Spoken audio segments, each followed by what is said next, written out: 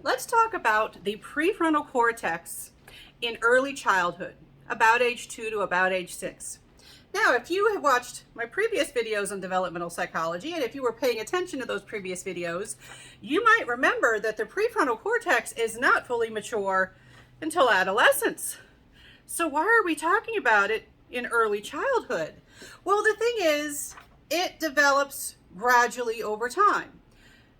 Compared to a 1-year-old, a 2-year-old has a better developed, a more mature prefrontal cortex.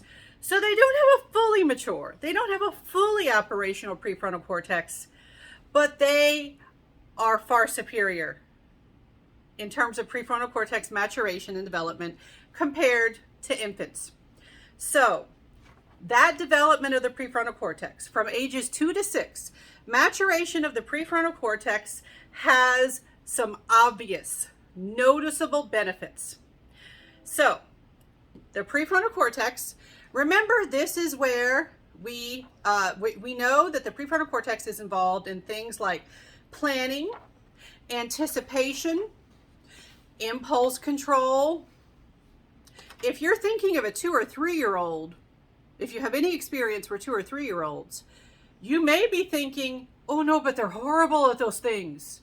They don't anticipate, they don't plan, they don't have impulse control. And you are correct.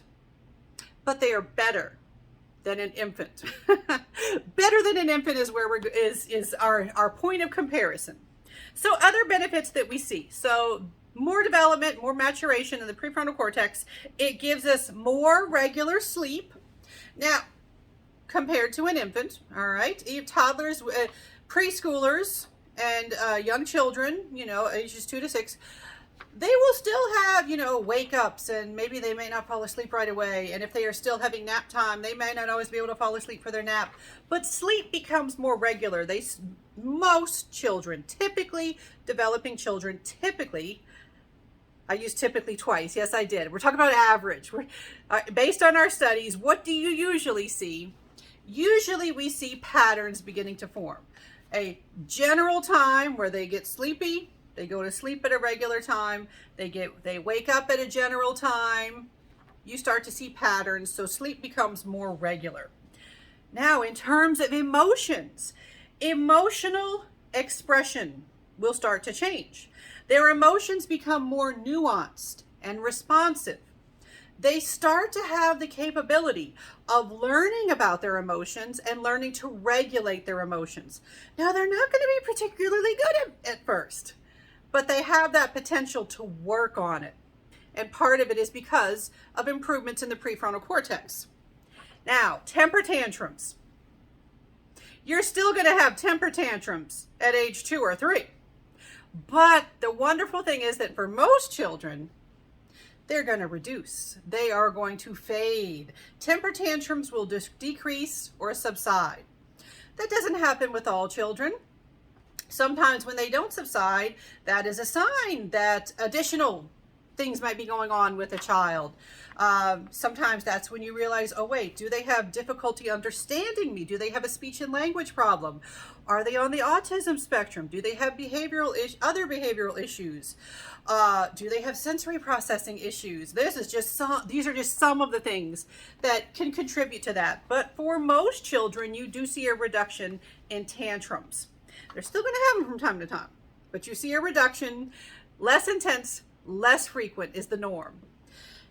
Now, another thing about children, toddlers, every once in a while, they will just start crying for no reason or laughing for no reason. You're like, what's going on? You're like, what's wrong? I'm like, I don't know why I'm crying right now.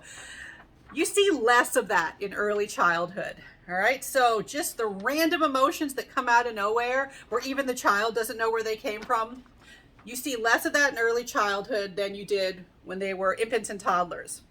I have so many memories of my own children. I'm like, where did this come from? And a lot of that had to do with their brain developing and their prefrontal cortex not yet being able to control that. When you think of the prefrontal cortex, think about control. In fact, they often will talk about the prefrontal cortex when we talk about something called executive functioning.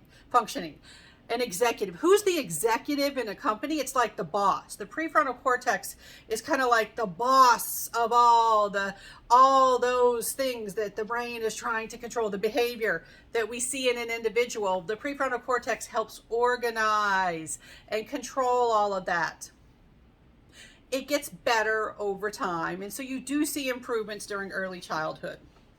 Now, in a future video, I'm going to talk about some other changes in the brain, some other specific parts of the brain that we see changes in early childhood.